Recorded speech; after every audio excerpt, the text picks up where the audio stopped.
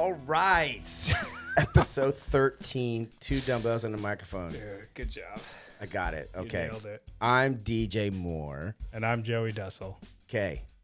Today's topic, consequences versus, and this one's hard to say, prosequences. Prosequences, right? It's kind of a made-up word. The opposite of a con is a pro. It's a pro. So here's a prosequence, a good consequence. And earlier you were trying to figure out if there's an actual word that actually means what we're talking about with this prosequence.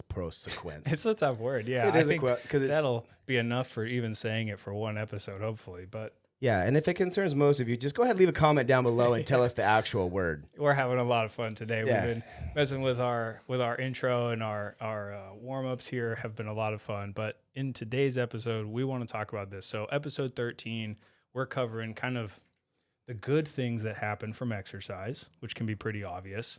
We're talking about the bad things that can happen from not exercising, which again can be pretty obvious. And then the last piece we want to put on here is kind of the personal responsibility of asking the audience to choose their hard, right? To choose their difficulty of whether they want to have the hardness of being out of shape, unfit, or the hardness of workouts and proper nutrition and all those things that come with it. Yeah, I think some people is like, well, pick your battle. Yeah. Like, which ones do you want to face in the upcoming years? Mm-hmm. And I think maybe I'll lead in with this because when we're talking about health and fitness, I'd like to help people understand that a lot of people that I've been talking to about health, like I've been asking people to define health for me, give me their answer. What I've been finding is that a lot of people actually cannot define it. Yeah. Quite as easy as they think they can. And right. I stop them, and after about 30 seconds, I say, it's okay. Because I think that we've been talking about health in the wrong way for years and years and years. Yeah. And there are levels of health. And if we're going to use a scale, right, 1 to 10 to make it simple on everybody, right? 10 being you have the perfect health, and 1 being you have the worst health. Right. I ask a question like this to new clients. Yeah. And so I get varied, I get a lot of varied answers for what health is. However, they don't ever nail it, right? And I wanted to say this. I think we belong on a certain scale of health. We need to be on that scale somewhere, 1 through 10. Let's figure out where we exist on that scale, right? And then find out how we can either improve upon that, right? Or if we're really good at it, how to stay there. Right. Hold on to it. And we do this also with fitness, which is, I think, is something else that people can more define what fitness is. But again, I think we need to be put on a sort of scale from 1 to 10. How important is it? Do you need to be at 10, or how important is it? Do you need to be at 5, and where are you? Oh, right? I like that. Sort of 2 things at once. 1 is the ranking out of 10, and then number 2 is how important it is for that ranking to be higher or lower. Right. Okay. Interesting. And so it's like asking you or me to be ranked in our health. What is health, and where do we rank upon that? And well, in physical health, we would rank extremely high, right? But a part of health is also mental health. And how do we rank on mental health? Well, I don't really know how to quantify this. I'm not a psychologist or a therapist of any degree. It's hard to get. So how do I where do I put myself on there? But also with health is that social and or spiritual well-being. So what real health is the complete physical, mental, social, and spiritual well-being package without illness or disease or infirmity. So that's what the definition of health really is. Right, the absence of negative things going on. Right. And so I think when it says complete, I think that means that there's a scale of it. Okay, and where do we belong on that scale according to what our jobs are, our life is like, and what we want our future to be? So where you're at the current point, do you need to improve upon it, get better at it for what's coming up in your future? Getting older, do you need to bump these things up? Do we need to work on a little bit more of our social or our spiritual or our mental well-being more than we need to work on our physical well-being? And I don't want to keep running on with this because this is I've been going on to this topic for like a week now, and I'm really I'm digging in hard. A lot, yeah. But I think I wanted to lead it in with this so that we can understand the consequences of not focusing on our health, right? Yeah. And I'm pointing at the whiteboard over there. Got our whiteboard on the wall with some topics Just for so you today know, to remind us. It's sitting over there, and that's what I'm pointing at. Yeah. But I wanted to bring that up so people understand where they sit and what the consequences could be for if they stay within whatever ranking of health and fitness they are. Yeah, right. Okay? I That's like all I it, gotta man. say. I'm like a bobblehead over here, kind of just- nodding along as Well, you're saying that. I've been chewing on this, and it's just, I don't know why it stung me like this. It was something you had said in that article that you gave me that really sparked something inside of me to really dig into this aspect. Now, I think what we're turning into a little bit is a little bit of like, philosophically, we're analyzing health and fitness here. Right. But I find that freaking refreshing. Yeah, agreed. It's different than somebody saying, oh, let's talk about fat loss and getting this done. And like, no, let's talk about real things that are happening that no one really wants to talk about because they sound boring. Well, maybe this is the part you need to fit in so that you know where you fit in. Right. So that's an important part of it. You know, the completeness of your health goes well beyond just the physical appearance or even just the metrics of health and fitness, like the blood pressure or the scale or whatever you're choosing to measure. And I think that it's really important to include social, spiritual, financial, you know, all the ways that you can be in relationships with other people. You know, you have to make sure that you're fulfilling those things as well. And if you're going to the gym in spite of those other aspects, then I'm not going to support your gym effort because actually it's detrimental to your health, even though it's improving your fitness. You know, and it might sound like a little bit of semantics and splitting hairs, but I think it's important distinction. But I think that relates to that bottom word down there, the overtraining person. Where it's like the detriment to your own health is the overtraining, which right. we'll get to. So working too hard. We don't want to go. I don't want to jump too far ahead of where we're at. Right. Yeah. And so, you know, we got our ideas over there on the whiteboard, but if we talk about these kind of in the structure that we've written them down, I think we start with the ones that are most important and kind of the first kind of false argument that I hear from clients sometimes is this idea that we've summed up on the board, and it says the bads of doing a fitness program versus the bads of not being fit. And I'll explain that a little more. And what I mean is that, you know, usually when someone is not at their health and fitness, then they tend to kind of obsess on the negatives of participating, where they'll say, oh, my hands are going to get calloused, or, oh, I'm going to have more laundry, or, oh, it's too challenging to make it to the gym and fit that into my schedule. And when I hear that as a fitness professional, I kind of want to always just push back against that right away and say the good things that come from your fitness participation are going to outweigh those little perceived negatives that you're bringing up right now. And so that's what I call the bads of working out, right? Calluses on your hands or whatever it is that kind of hangs people up. Those things are going to pale in comparison to the good things that come from improving your health and fitness. Yeah. I had a lady years and years ago come to me, and I was trying to sign her up for some training.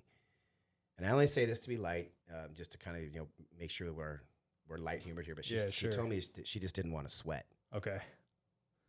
Yeah. People might be saying that in their mind right now. This is not a joke. And I sat across the table from her, and I just kind of looked at her, and I said, well, I can't guarantee that. I said, more than likely, you're going to sweat no matter what you do here because it's warm and you're moving. Right. So I know that some people may laugh when they hear this objection, like calluses on your hand. Yeah. Well, I've had objections We've heard it. to, like, I don't even want to sweat. Right. Wow. I've had clients who have said things like, can we not sweat too much today or get too much cardio in because I just had my hair done? Push the cricket button. I forgot about that one. I'll be a little faster next time. No, I think it's funny. Leave that in too. Yeah, exactly. So these little hangups that you're talking about may seem humorous now that we're making light of them, but these are actually true statements. Right. And so if those are to be true, you know there's thousands of those going around. Like, oh, you know, I might I don't want to sweat. Yeah. Wow. Right. And it's kind of this ironic situation for us as trainers because, you know, we're the health and fitness coach. We're already told them we're looking out for their best interest. They've kind of indicated they have the same interest by booking the session and paying for it and showing up. And then they proceed to list like some of these most minor inconveniences where it's kind of like, hey, you're not going to have to deal with some of those, or I should say, you're not going to have to deal with some other things at all once you've improved your health and fitness, and so your client who doesn't want to sweat in her sessions, well, I bet you she is going to sweat when she has to climb several flights of stairs because the elevator is out of service. And she doesn't have a choice in that situation. Correct. And so I would vote, like, as a fitness professional, I say, hey, let's sweat during the session so that when we later on are confronted with that elevator, those flights of steps are so easy, it doesn't even, cause our body to go into that sweat situation. And I think that that's kind of like our next point on the board here. We say it, kind of sum it up as choose your hard. And I'm putting air quotes up here as I say that because you get to choose your difficulty, right? Choose whether you do the hard of the workout or the hard of everyday life while being overweight, right? The hard of getting out of breath quickly versus the hard of purposefully getting out of breath in your session. And for some people, it might be an easy decision, and very clearly they can say, heck yeah, I'm going to do the workout. And that's, kind of where I sit, where it's like, okay, that's clear, that's easy, that's where I want to go. Instead of some other clients who kind of go for that hard of being unhealthy or unfit 24 hours a day, 7 days a week. That sounds much harder to me than 1 hour per day of a group exercise class or a session. Well, correct me if I'm wrong, Joey, but I believe there's some science out there that talks about having your fitness level or your physical fitness level actually helps you mentally for the day, right? Or for life in general, right? Yeah. Because it brings on the well-being and feeling of good. Like exercise actually does this. It's a fact.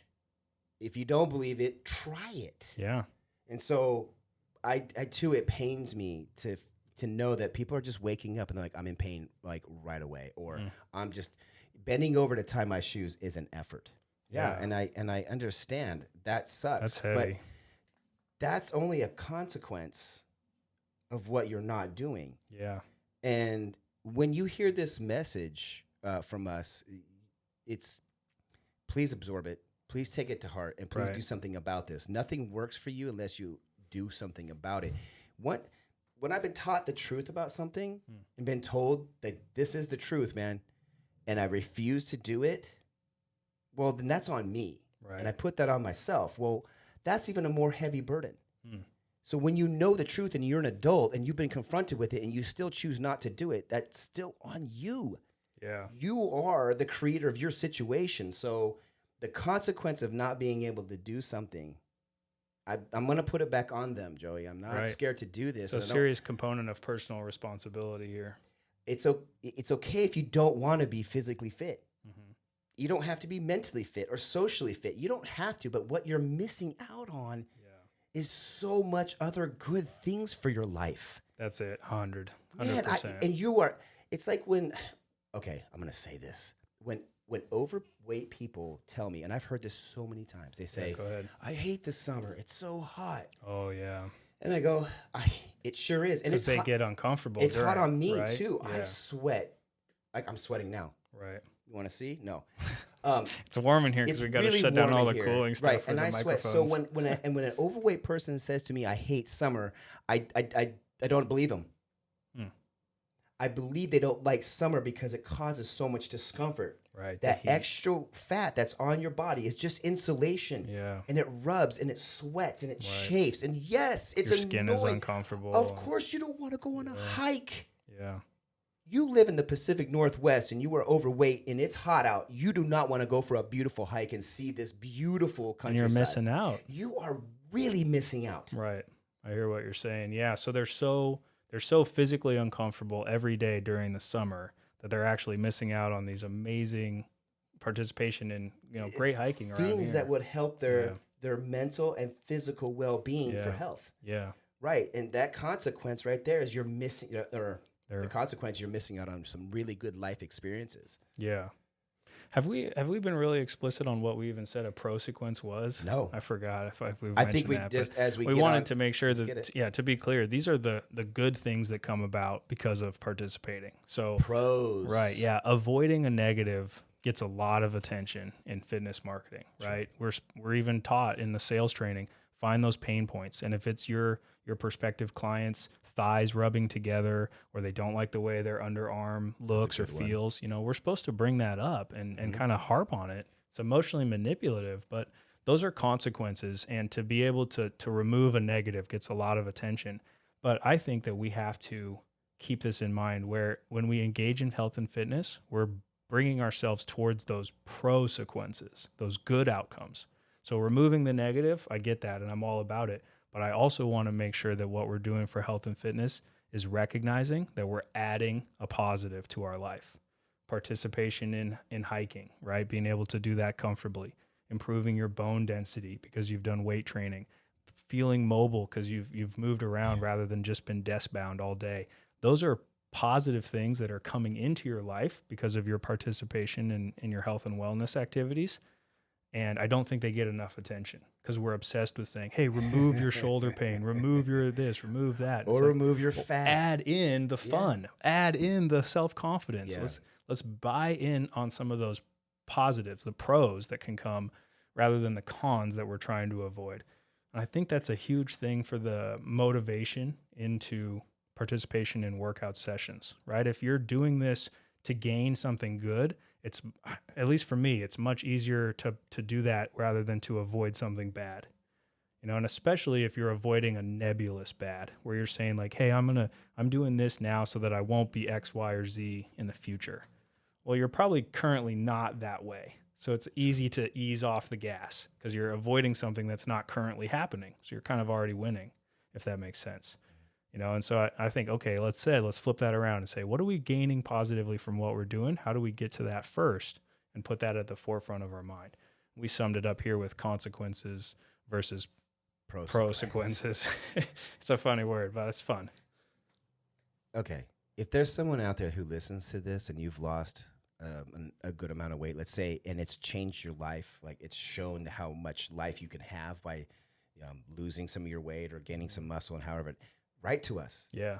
Tell other people about this because, yeah, you know, we could talk to her blue in the face and starving, dude.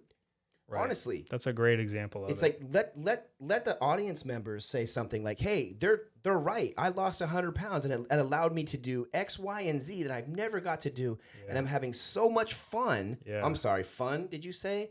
You know, let them tell the truth because these statements are truly out there all the time. Yeah, people see this all the time, but we really want to let you know that this is why we say it to you like this: is like we believe it with all of our heart that you are missing out. Yeah. On so much fun and play. Yeah.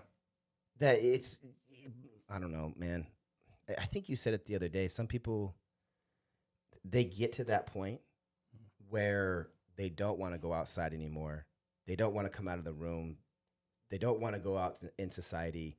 They don't want to, because now they have access to stay indoors or away from people. Yeah. And for days. Right? Food delivery, entertainment delivery. Right. And I think there comes to that point where it's like that point of no return, like almost just like this person is locked up, not doing anything. And it's sad. You really do missing out. But you were saying like, well, they don't even know. It's like becomes a sort of like their comfort zone. And this is where they feel a feedback cycle. Yeah. They feel good. And I'm like, I disagree.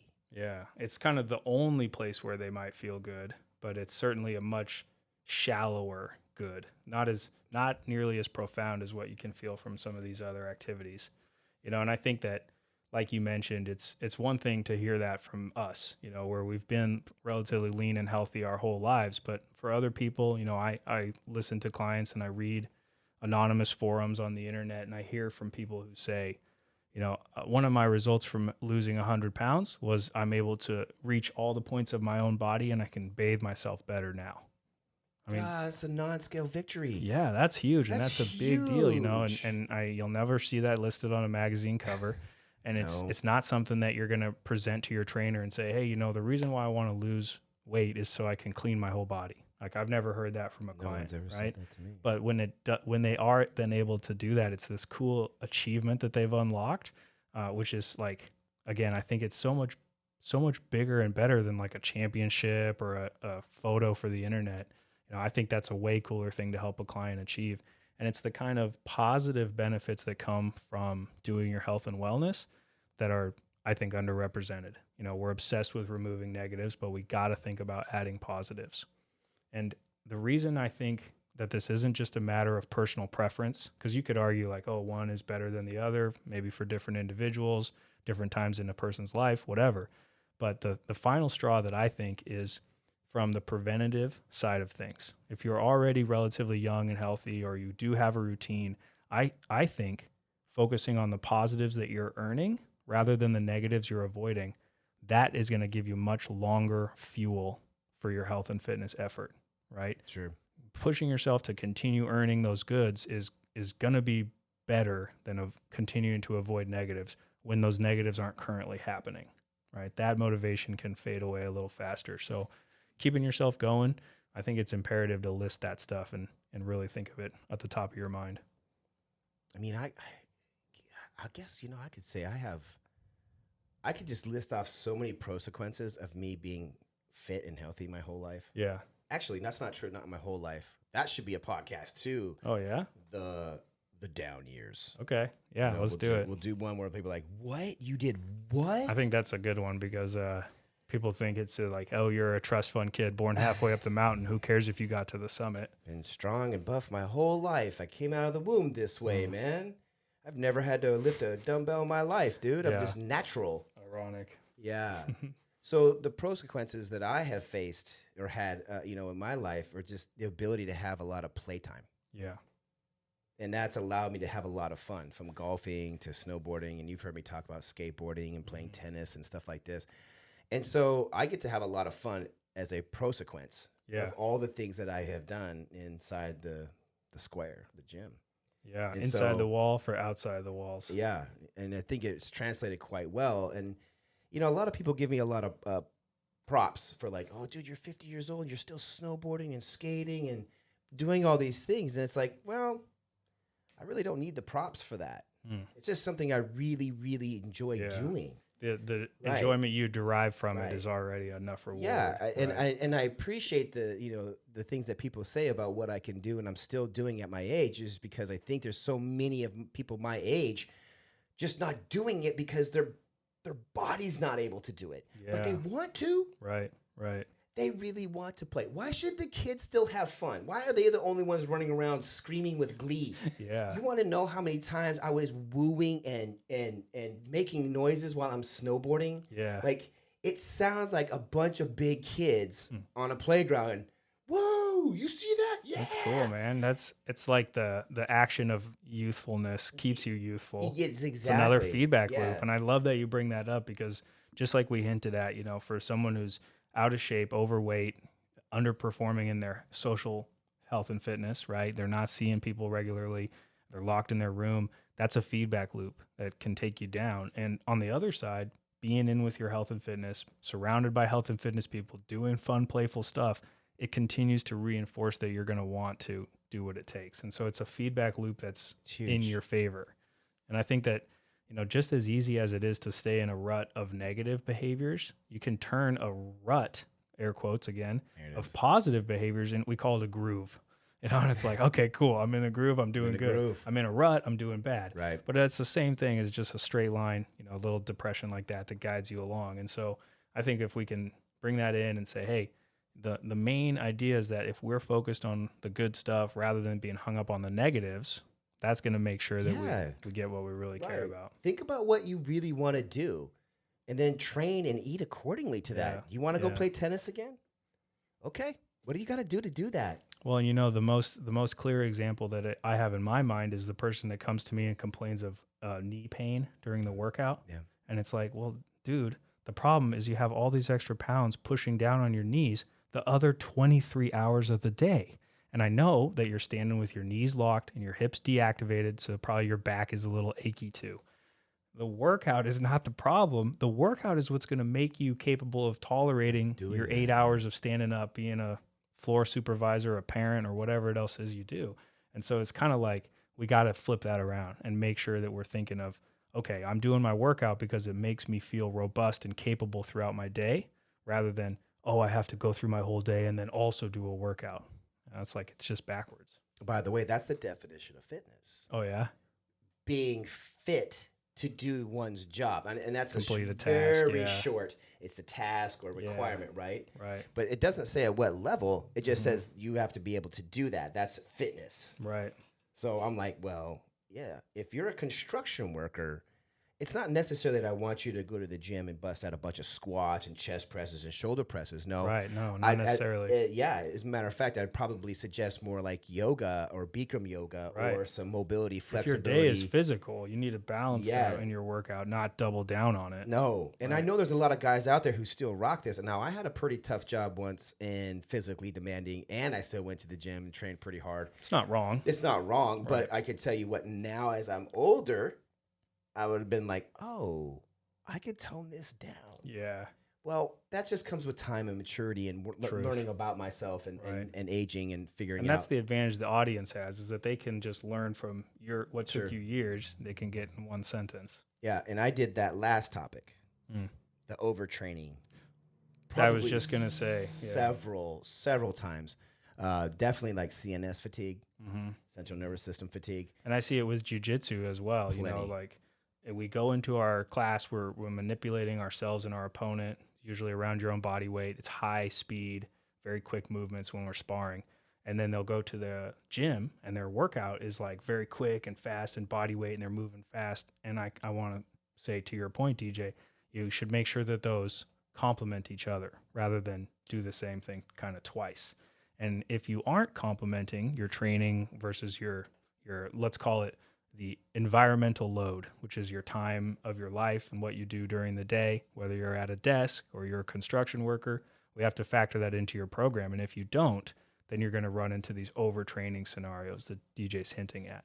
Yeah. And so the reason it's over there on the board is because, it's not reserved just for the elite level performer who's working out really hard, or the trainer, who's pushing himself. It can also come up in these January fitness efforts when people come in with a little bit too much steam and effort, or they're trying to concentrate their workout results in a short period of time on the calendar. Those are the kind of things that end up putting people into an overtraining scenario, and it's detrimental for their health and fitness results, right? It's hard to lose weight. You might even gain fat. You'll certainly see a dip in your strength and your daily energy. And those are the kind of things that it's so much more difficult to recover from overtraining or to recover from undertraining than it is for us to manage our proper health and fitness training along the way.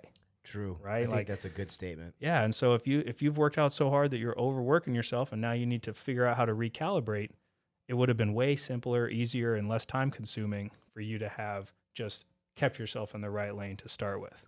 Oh, go ahead, hit our recording again if you don't mind. And the same thing is true on the other side of it. So if you're undertraining, right, if you're not building adequate strength in your upper back and shoulders to maintain proper posture throughout the day, if you're not maintaining proper mobility by doing the stretching that you should, you're going to have a much harder time 5 or 15 years later when you're trying to recover your mobility or to improve your posture after spending 5 years in a bad position, right? And so I think that's a great example of how small dose daily of the right things to keep yourself in good posture means you'd never have to deal with all the trouble of headaches and shoulder pain and all the downstream effects that come from not taking care of yourself. Yeah, you want to microdose something? Microdose health and fitness and nutrition. Yeah. Do that. Do microdoses of that all the time. Yeah. That'll make you feel happy. Yeah. Well, and the classic example is bathing, right? 10 minutes in the shower every day is different than 70 minutes in a row on Sunday. And so we have to make sure if we're doing the same thing with our stretching, right? If you go 5 days at the desk and go straight home, have a drink, fall asleep before Netflix, and then on Saturday you're going to fix everything with 5 hours of stretching in a row? Like, nobody can do that, and it wouldn't work anyways. It doesn't equate to 1 hour per day or even 5 minutes per day, right? And getting those little doses, making sure that you're thinking about what you're gaining positively rather than what you're avoiding, and then making sure that you're kind of getting ahead of it so you're not recovering.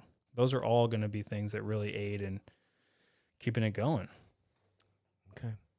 Is the writing on the right there, the purple? Yeah. Is that something you wanted to mention today? I think so. How are we doing on time? We're about 30 minutes. Can we do a fitness moment for the sled drag? Oh, yeah. Well, I think we should, but then we wrap it up, or did we still got the bottom right? Avoid. Go ahead. We got overtraining. We've covered mobility. It's lack of strength. No, I think we covered it all. We're good to go. Yeah. I think we covered it all. Cool. Maybe I'll sum up like this because I still keep. Yeah, hit us. I keep seeing this. Yeah, choose your hard. Mm-hmm. And this doesn't just. This rings true with a lot of things, like your finances too. Like this kind of verbiage that we use for fitness and health could be. We can fill in the blank with another word. It's like, how hard do you really want to make this on yourself? When the answer is there for you to change, and it, what's actually stopping you? I don't really have that answer. I mean, I have all these. You and I both have all these ideas of how to help you get there, but you. As a person, are going to have to really sit down in the mirror or wherever it is and ask yourself, why do I continue to make this same error over and over and over again? Right. And the reason I bring this up right now is because I have a client who I had to speak to today and tell him, I said, look, man, I need 30 days of food tracking. Okay, period. You're not doing what I've asked you to do. This is not the first time you've talked to him about. Yeah. And this is not what I'm about. I do not want you to keep paying me to train you while you continue to do the same things that you're doing. That's not what I'm here for. Right. So that you can be the pacifier for all the ill that you're doing. And I love this man with all my heart. I've known him for years. But what I'm choosing and detailing him is like, choose your hard, my man. Yeah. Like all the things you come and complain to me about, right? His shoulders, his back, his knee, like whatever. And I was like, dude, if you would have followed the plan and stuck to it like you were when you lost the 25 with me, and we would have continued right then, you would not be talking to me right now. Right. You'd be doing this on your own. And he'd feel so good. He wouldn't have he was feeling good. And there was this change. And you could see it. And it's like, choose your hard. How hard do you have to make it for yourself? That's something you got to come to grips with. Yeah. I know it's hard. Sometimes you got to come to grips with your relationship or your finances or your budget or your workouts or whatever. You're going to have to come to that point and say, hey, do I really want to make this change? How important is it to me? And then I'll just drive back to the word purpose. You better have a freaking purpose. That'll make it much better for you, yeah. I guarantee you this, and I can show you time and time and time, and so can you, that when you choose the path that we have chosen for health and fitness, when people actually really do choose this, they agree with us and nod their heads with us every single time. Yeah. And not just us, thousands of other trainers too. Right. People are going like this. Yep. Dude, if you just eat better and you got, it works every single time. Yeah. It works every single time. And we can yell it and scream it at the top of our lungs, but you keep choosing the hard and that's on you. Right. That's important. And I think the choice right now is especially important to call out for the personal responsibility aspect because, especially here where we're at in America, food is readily available, high quality, amazing. You can walk into your Whole Foods or even your Kroger's, and the deli section has vegetables and produce and ready to eat, hot and cold, all this, sushi, anything you want. You're eating like a king in the 1500s, right? You would be literal royalty to have this amount spread in front of you for pennies on the dollar comparatively. And now here we are and we say, oh, I don't know. And but there's all this other stuff in the store. Meanwhile, people in other countries would be like, oh my gosh, look at that. You can go and get that healthy food, jump on it, right?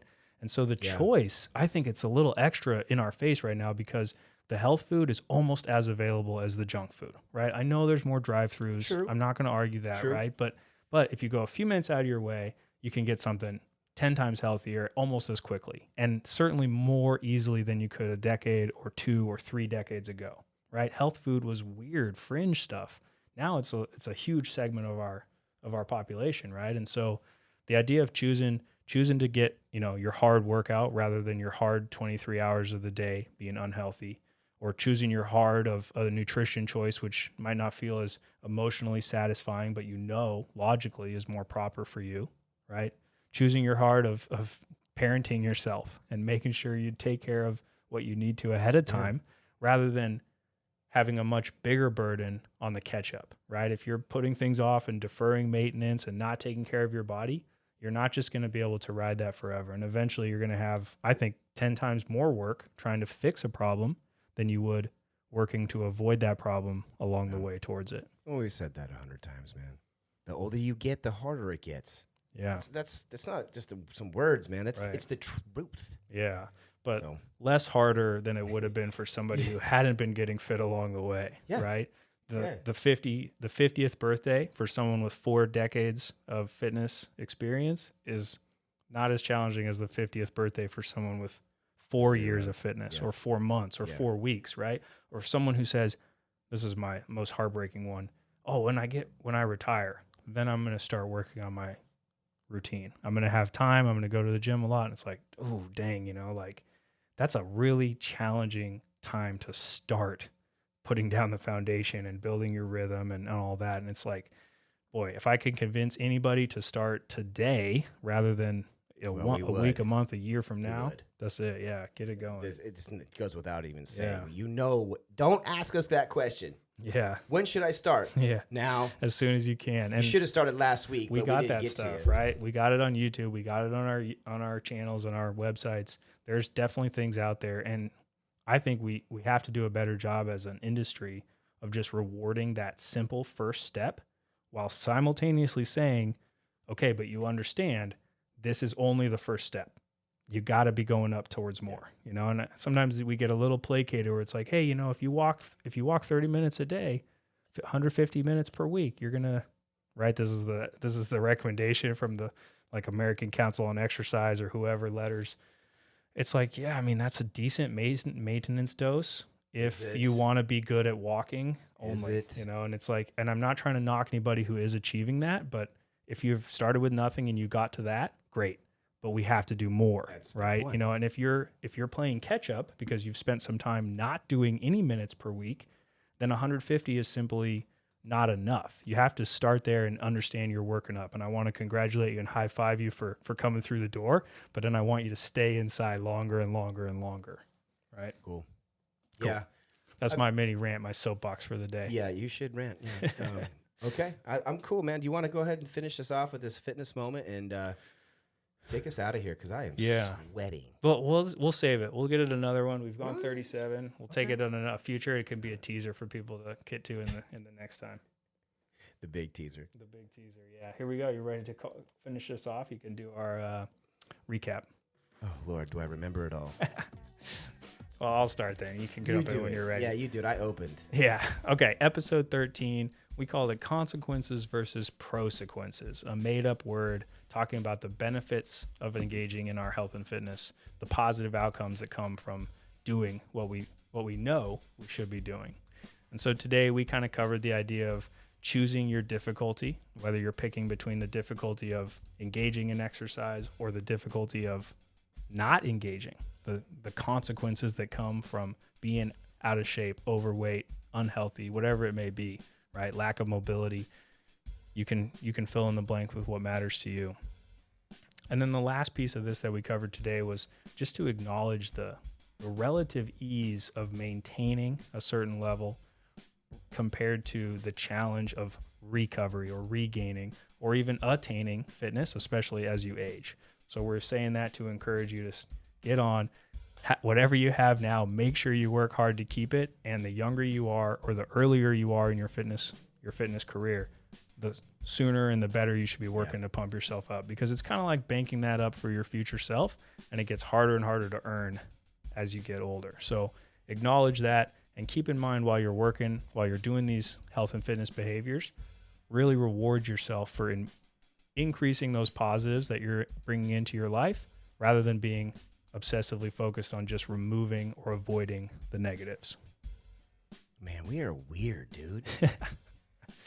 We just say things differently than everybody else. I don't know if everybody's going to catch on to this stuff, but we just don't, from what all I've read and all I heard, we just don't sound the same. And look, guys, if you know this will help somebody, please share this. Send this out, because this is what we're here for. We're here to help. And we do this because we love fitness and health. Yeah. You couldn't find two bigger geeks on this subject. Yeah. We'd go longer if we could, but like DJ said, we look for that direct sharing. If you think of one person that this would actually benefit, you can send it directly to them. We rely on that because the show is not funded or sponsored or, hosting advertisements. So we're putting this up together by ourselves, producing it on our own. And I think that helps to kind of make our message clear. And I think it's part of why we stand out from the other health and fitness voices out there. Let's go counterculture. Yeah. Let's start talking different, guys. It's missing and it needs to be there. So thank you for listening this long. With all that, you've made it through another episode. Like, comment, subscribe, share, send us messages, everything. Anything. Yeah. We'll see you next time. All right.